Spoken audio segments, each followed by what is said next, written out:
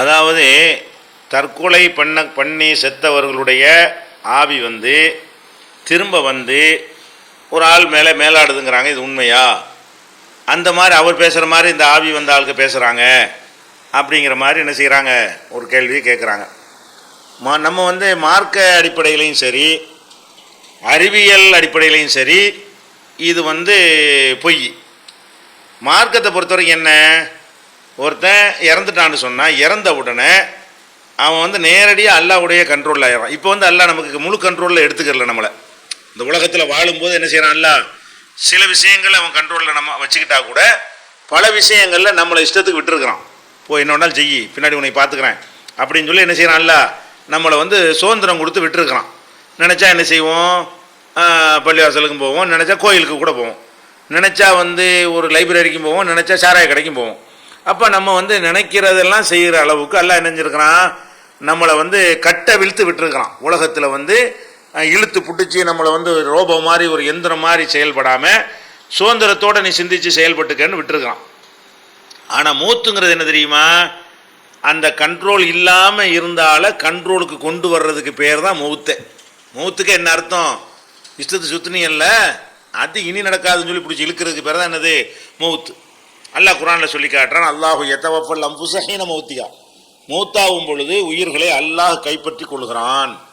அப்போ மௌத்துக்கு அர்த்தம் என்னன்னு கேட்டால், இந்த உலகத்தில் வாழும்போது உயிர்கள் சுதந்திரமாக இருந்தன, நினைச்ச நேரத்துக்கு நினைச்ச இடத்துக்கு போகலாம் வரலாம் என்று இருந்தது, அது இனி கிடையாது, நம்ம கண்ட்ரோல் தான் என்று அல்லாஹ் கண்ட்ரோலில் எடுத்துக்கிறான் அப்படின்னு சொல்லி நம்ம என்ன செய்கிறோம், குர்ஆனில் பார்க்குறோம். அதே மாதிரி மலக்குகள் இந்த உயிர்களை எடுத்துக்கிட்டு போன உடனே, உயிர்களை கைப்பற்றினோடனே மேலே எடுத்துகிட்டு போவாங்களாம்.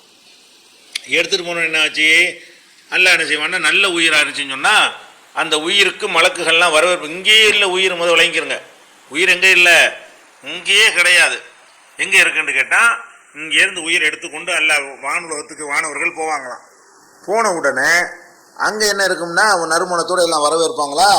வரவேற்றோன்னு அல்லாஹ் என்ன செய்வான்னு கேட்டால், இந்த உயிர் நல்ல உயிராக இருக்கிற காரணத்தினால் இதை இல்லியீன் என்ற ஒரு உயர்ந்த ஒரு ஏடு இருக்கிறது, அந்த ஏட்டில் போய் இதை ரெஜிஸ்டர் பண்ணுங்க, இல்லின்னு சொல்லி ஒரு பதிவேடு எல்லாம் வச்சிருக்கிறான். அந்த அல்லாஹ் ஒரு விஷயத்துக்கு நிறைய பதிவேடு உண்டாக்குறான். அப்போ இல்லியின்ல பதிவு செய்யுங்க அப்படின்னு அல்லாஹ் சொல்லிடுவானான்.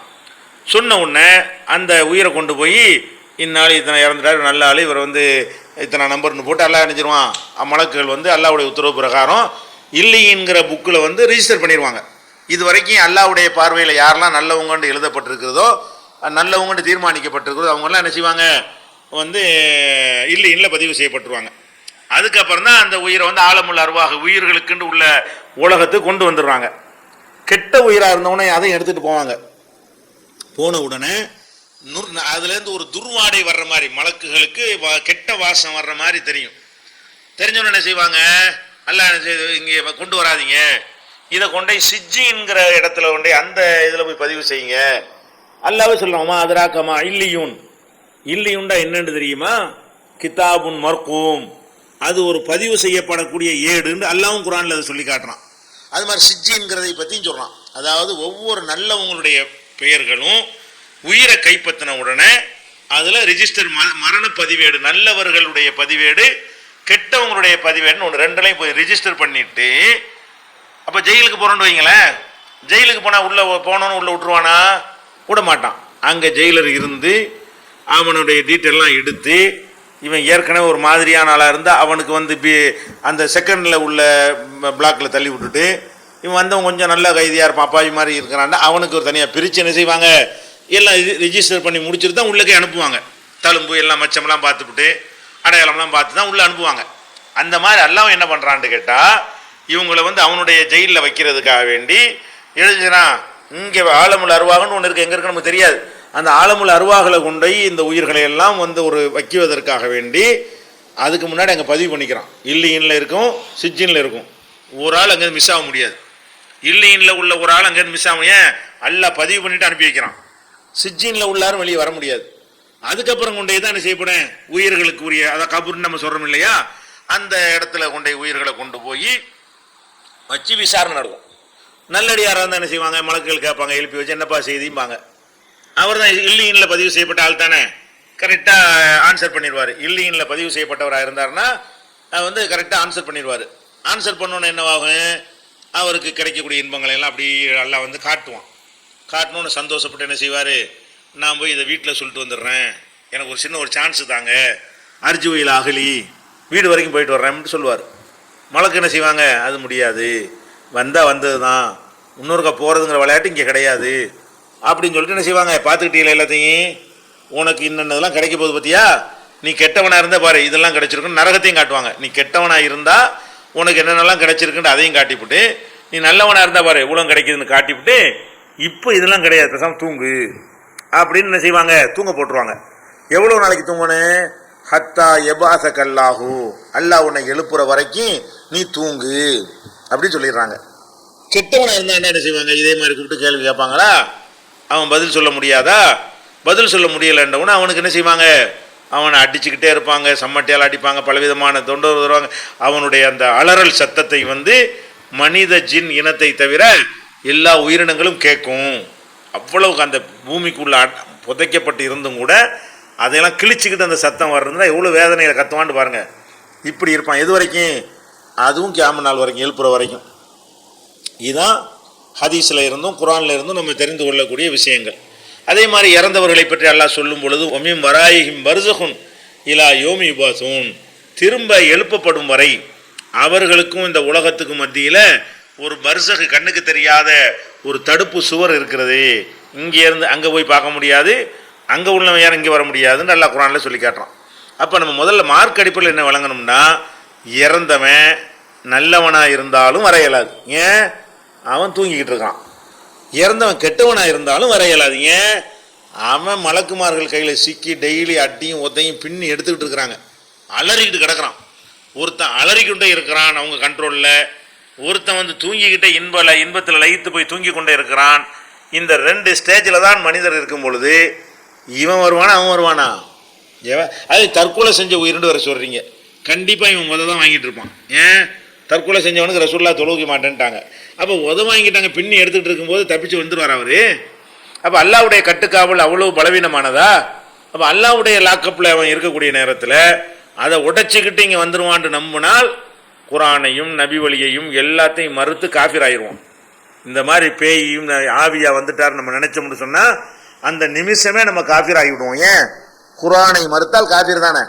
குரான் அல்லாஹ் சொல்றா வர முடியாது, வரலாம் அப்படின்னா நீ அல்லாஹ் ஏற்றுக்கிட்ட, அல்லாஹ் நீ ஏற்றுக்கல, முடிஞ்சு வச்சுக்காத.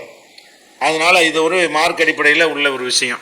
இது வந்து நீங்கள் கூடுதலாக விளைங்கிறதா இருந்தால் பேய் பிசாசு உண்டாண்டு ஒரு புக்கு போட்டிருக்கிறோம், அதில் நல்ல விவரமாக எழுதியிருக்கிறோம், நீங்கள் பார்த்துக்கலாம். அடுத்து என்னன்னு கேட்டால், இப்போ உலகில் வந்து நடைமுறையில் எடுத்து பார்த்தாலும் அவன் என்ன சொல்கிறான்னு கேட்டால், எந்த ஒரு ஆவியும் எந்த ஒரு ஆள் மேலேயும் வராது. இப்போ வந்து இப்போ நம்மள்ட்ட உயிர் இருக்குதுங்கிறத என்ன செய்கிறோம், டெஸ்ட் பண்ணி மருத்துவமனையில் போய் கேட்டால் அவனுக்கு உயிர் இருக்கான்னா உயிர் இருக்குன்னு சொல்லுவாங்க. சரி, இன்னும் என் மேலே இன்னொருத்தர் ஏறிக்கிட்டாருன்னு வைங்க, அப்போ என்கிட்ட எத்தனை உயிர் இருக்கணும், 2 உயிர் இருக்கணும்ல. எந்த ஒரு மெடிக்கல்லையாவது டெஸ்ட் பண்ணி ஆமாம் உங்களுக்குலாம் 1 உயிர் இருக்குது இவனுக்கு 2 உயிர் இருக்குன்னு எவனா சொல்லுவானா, ப்ரூஃப் ஏதாவது உண்டா? 2 உயிர் இருக்கிற மாதிரி ஒரு ரிப்போர்ட் என்னைக்காவது யாராவது வாங்கியிருக்கிறானா? என்னன்னா ஒரு ஆள் என் உயிர் ஒன்று ஆல்ரெடி இருக்கிறது, இன்னொரு உயிர் வந்து எனக்குள்ளே சேர்ந்துருச்சுன்னா இப்போ டபுள் உயிராச்சு இல்லையா? டபுள் உயிர் இருக்குதுன்றதை வந்து எந்த ஒரு டெஸ்ட் மூலமாவது ஒன்று அல்லாஹ் சொல்லி நிரூபிக்கணும். அல்லாஹ் சொல்லிபடி இல்லைன்னு ஆயிடுச்சு. அல்லது அறிவியல் படியாவது நிரூபிக்கணும். அறிவியல் படி இந்த மாதிரி எந்த ஒரு சோதனையாவது பண்ணி அதை நிரூபிக்க இயலுமா? முடியாது. அப்படிலாம் ஒன்றும் கிடையாது. அப்போ எந்த ஒரு மனுஷன், அல்லாஹ் குர்ஆனில் சொல்கிறான், மா ஜஅலல்லாஹு லி ரஜுலின் மின் கல்பைனி ஃபீ ஜௌஃபி, எந்த ஒரு மனுஷனுக்குள்ளேயும் 2 கல்பு அல்லாஹ் வைக்கல. 2 உயிர் இருந்தால் 2 கல்பாயிரும்ல. ஏன் உயிர் ஒன்று இன்னொருத்தன் உயிர் ஒன்று இருந்தால் அப்போ எனக்கு எத்தனை கல்புண்டாயிடுது? 2 கல்பாகி விட்டது, 2 உள்ளம் ஆகிவிட்டது. அல்லாஹ் என்ன சொல்கிறான்னு கேட்டால், எந்த மனுஷனுக்கு 2 உள்ளம் கிடையாதுங்கிறான். மா ஜஅலல்லாஹு லி ரஜுலின் மின் கல்பைனி ஃபீ ஜௌஃபி, எந்த மனிதனுடைய உடலுக்குள்ளேயும் 2 உள்ளங்களை அல்லாஹ் ஏற்படுத்தவில்லை. இதுவும் அதை மறுக்கிறது. அப்போ இது இல்லைன்னு ஆயிடுச்சு. இல்லைன்னா என்ன அர்த்தம்? இல்லை தான்.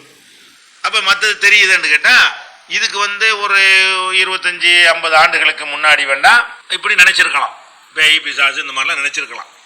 இப்போ உள்ளதுக்கு அப்படி நினைக்க இயலாது. நம்ம வாழக்கூடிய இந்த காலத்தில் வந்து நினச்சா அதை விட ஒரு அநியாயம், ஒரு கொடுமை, பகுத்தறிவுக்கு செய்யக்கூடிய கொடுமை எதுவுமே இருக்க முடியாது.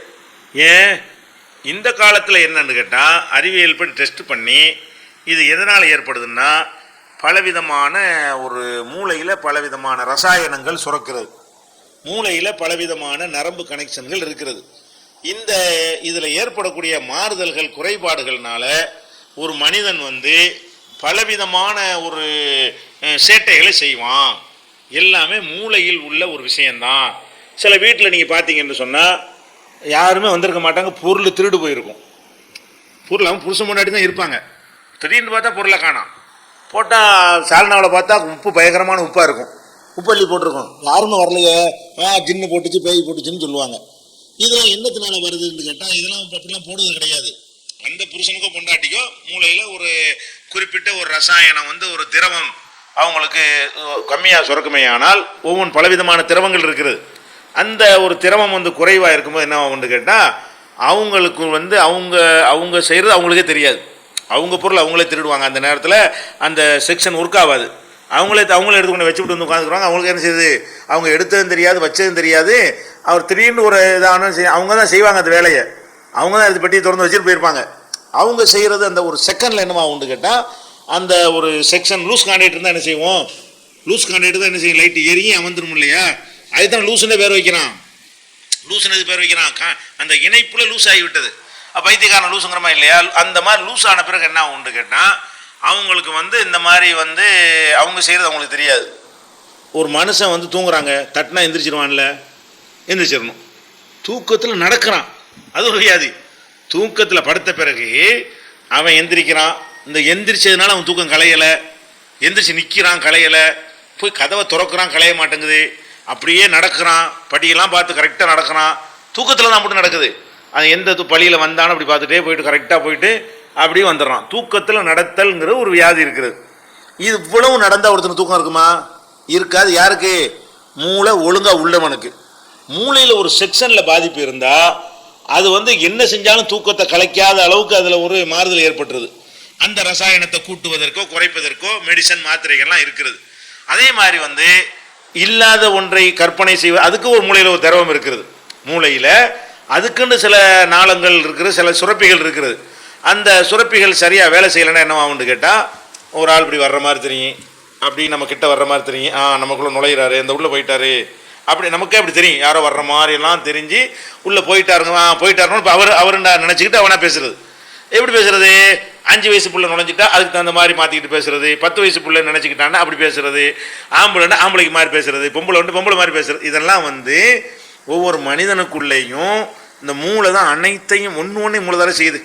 இப்போ நம்ம ஒரு எறும்பு கடிச்சோன்னா இப்படி அடிக்கிறோம், பார்த்து குறி வச்சு அடித்தோம், உங்கள் கையில் எறும்பு கடிக்குது, இந்த கை இங்கே இருக்குது, என் கண்ணு இங்கே இருக்குது, இந்த கையில் எறும்பு கடிக்கிறத இந்த கை பார்க்காமலே சட்டக்குன்னு குறி வச்சு அடிக்குது. எப்படி அடிக்குது? அதான் மூளையுடைய வேலை. மூளை ஒவ்வொரு பொருளையும் அப்படி இயக்கிட்டு இருக்கிறது. அனைத்துக்கும் கமாண்ட் அங்கேருந்து வந்துக்கிட்டே இருக்கணும். சில நேரத்தில் சில செக்ஷனில் சில நேரங்களில் கமாண்ட் வரலன்னு சொன்னால் அது என்ன, நான் வேறு மாதிரியான ஒரு ராங்காக போயிடும். அப்போ நீங்கள் இந்த மாதிரி ஒருத்தன் வேற ஆள் மாதிரி பேசுறது, வேறு பாஷையில் பாஷையிலலாம் பேச மாட்டான் கண்டிப்பாக, அது வராது. அவனுக்கு அந்த பாஷை தெரிஞ்சிருந்தால் வரும். இப்போ எனக்கு ஆங்கிலமே தெரியாதுன்னு வைங்க, எனக்கு இந்த நோய் இருந்தால் நான் என்னால் ஆங்கிலம் பேச முடியாது. ஏன்? என்னுடைய ஆங்கிலம் என் உள்ளத்தில் இல்லை, இருந்தால் தான் அந்த ஆங்கிலம் வரும். எனக்கு ஆங்கிலம் இருந்து இந்த மாதிரி மெண்டல் ஆகிட்டேன்னு சொன்னால் ஒரு நேரத்தில் ஆங்கிலத்தை எடுத்து விடுவேன், ஒரு நேரத்தில் தமிழ் எடுத்து விடுவேன். அப்படி வேண்டாம் வருமே தவிர, ஆங்கிலமே தெரியாத ஒருத்தனால் ஆங்கிலம் பேசவே இயலாது. ஏதாவது உளருவான், ஆங்கிலம் தெரியாத ஆளுங்க உட்காந்துக்கிட்டு ஆங்கிலம் பேசுன்னு சொல்லுவாங்களே தவிர அது ஆங்கிலமாக இருக்கவே இருக்காது. இப்படியெல்லாம் இருக்குது. இதெல்லாம் என்னன்னு கேட்டால், இதெல்லாம் ஒரு மனநோய், ஹிஸ்டீரியா. மனநோயில் பல விதங்கள் இருக்கிறது. அப்போ திருடுற மனநோய் இருக்கிறது, தன்னைத்தானே துன்புறுத்துகிற மனநோய் இருக்கிறது, ஓடி போகிற மனநோய் இருக்கிறது. இப்படியான பல விஷயங்கள் என்ன இருக்கிறது. இது அடுத்த ஆள் தன் மேலே மேலாடுவதாக நினைக்கக்கூடிய மனநோய் இருக்கிறது. இது அவங்கவுங்க ஏதோ கற்பனை பண்ணி கொள்கிறாங்களோ அது மாதிரிலாம் அந்த மனநோய்கள் இருக்கும். இது பார்த்து பயப்படுறதுனால ஏற்படுறது அதிர்ச்சி, அது ஒரு வகை இருக்கிறது. அது இல்லாமல் ஒன்றுமே இல்லாட்டா கூட மூளையில் ஏற்படக்கூடிய ரசாயன மாற்றங்கள்னால என்ன செய்யும், மனிதன் பல விதமாக ஒழுங்காக வேலை செய்வோம். அப்படி தானே? இப்போ கம்ப்யூட்டர் இருக்குன்னு வைங்களேன், அதில் ஏதோ ஒரு வைரஸ் பூந்துட்டா என்ன செய்கிறது, ஏற்குமாறு ஆகுமா இல்லையா? எழுத்தை பெருசாக சொன்னால் சின்னதாக்கி விட்டுரும், டெலிட் பண்ணால் என்ன செய்யும், காப்பி பண்ணும், காப்பின்னு கொடுத்தா என்ன செய்யும், கட் பண்ணிடும். இப்படி நம்ம ஒன்று அது ஒழுங்காக அந்த சிஸ்டம் கரெக்டாக இருந்தால் தான் சரியாக வரும். ஏதாச்சும் அதில் ஒரு யாருக்கு மாறாக போச்சு ப்ரோக்ராம் அடிச்சுன்னா என்ன செய்யும், அது ஏயா அடிச்சுக்கிட்டே இருக்கும், நம்ம பட்டனே தொட மாட்டோம். எங்கேயோ ஒரு அமைக்கி தப்பாக ஒரு அமைக்கி ஏ அமைக்கி விட்டு அந்த பட்டன் மேலே எந்திரிக்கலன்ட்டு வைங்க, போய்கிட்டே இருக்கும், ஒரு லட்சம் அடிச்சு போடும். இதெல்லாம் என்னதுனால அந்த ஃபங்க்ஷனில் ப்ராப்ளம் இருக்குன்னு அர்த்தம். அப்போ இந்த மாதிரி பண்ணும்போது என்ன செய்யணும், இதுக்கெல்லாம் போய் அழகாக ஸ்கேன் பண்ணி என்ன ப்ராப்ளம், எந்த எந்த சுரப்பி குறைவாக இருக்கிறது, எந்த நரம்புல ரத்த ஓட்டம் கம்மியாக இருக்கிறது, எந்த இடத்துல கட்டி மாதிரி வந்திருக்கிறது, எதனால் இந்த எந்த செக்ஷனை இது பாதிச்சிருக்கிறது, இதுகளை எல்லாம் இன்னைக்கு அக்யூரேட்டாக துல்லியமாக அப்படியே கண்டுபிடிக்கக்கூடிய மருத்துவம் விட்டது. அது மாதிரி ஆளை நீங்கள் கொண்டு வந்தீங்கன்னு சொன்னால் அது வசதி இல்லாதவங்களாக இருந்தால் கூட அது இலவசமாக வச்சுருக்கிறாங்க. வழங்குதான் மனநோயாளிகளுக்கு இலவசமாகவே கீழ்ப்பாக்கத்தில் ட்ரீட்மெண்ட் இருக்கிறது.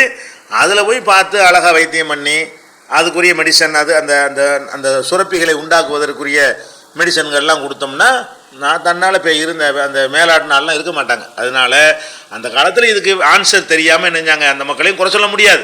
அவங்களுக்கு ஆன்சர் தெரியலை, ஒருத்தன் வேற ஒருத்த மாதிரி பேசுகிறான், அப்போ என்னடா இதை வந்துட்டாங்க போல இருக்குன்னு நினச்சா கூட குரான ஞானமும் இல்லை, அறிவியல் ஞானமும் இல்லை. அந்த காலத்தில் பேயின்னு நினச்சா அல்லாஹ் அவர்களை நாடினால் மன்னிக்க வாய்ப்பு இருக்கிறது. ஏன் அவனுக்கு குரானையும் சொல்லப்படல இதுவும் சொல்லப்படலாம், வேறு எப்படி தான் நினைக்குவான் அவன். நம்ம காலத்தில் அது நடக்காது. ஏன்னா குரானில் இப்போ பேய்க்கு இடம் இல்லைன்னு தெளிவாக இருக்கிறது, ஹதீஸில் தெளிவாக இருக்கிறது, அறிவியலில் தெளிவாக இருக்கிறது, இதுக்கு ஆன்சரும் சொல்லி வச்சுருக்கிறான் விஞ்ஞானத்தில். அதனால் இந்த இதெல்லாம் ஒரு பொய். அது மாதிரி ஆட்கள் இருந்தால் நீங்கள் என்ன செய்யுங்க, முன்னாடியே தெரிவித்து டீட்டெயிலாக அனுப்புனீங்கன்னா நம்மளே கீழ்ப்பாக்கத்தில் சேர்த்து விட்டு, வசதி உள்ளவங்கன்னா காசு கொடுத்து வைத்தியம் பார்க்கலாம், வசதி இல்லாதவங்கன்னா ஓசியாக வைத்தியம் பார்த்து தர்காவில் கட்டுற ஆளுகள்லாம் ஒரு அதை விட குறைந்த காலகட்டத்தில் என்ன செய்ய முடியும், இன்ஷா அல்லாஹ் நாடினால் குணமாக்குவதற்கு இருக்கிறது. ஆனால் நிறைய பேர் போலி இருக்கிறாங்க. இந்த மனநோயாளிக்கு பார்க்கக்கூடியவர்களில் ஒரு முக்கால்வாசி பேர் காசு கொடுத்து பட்டம் வாங்கியிருப்பாங்க, இவ்வளோ இருக்கு உன்னோட கொண்டு பண்ணி விட்டுறாங்க. ஒழுங்காக தேர்ந்தெடுக்கணும். இந்த நோய்க்கு மட்டும் மற்ற நோயை விட கூடுதல் கவனம் எடுத்து என்ன செய்யணும், நல்ல டாக்டரை தேர்ந்தெடுத்தோம்னு சொன்னால் இன்ஷா அல்லாஹ் குணமாயிடும்.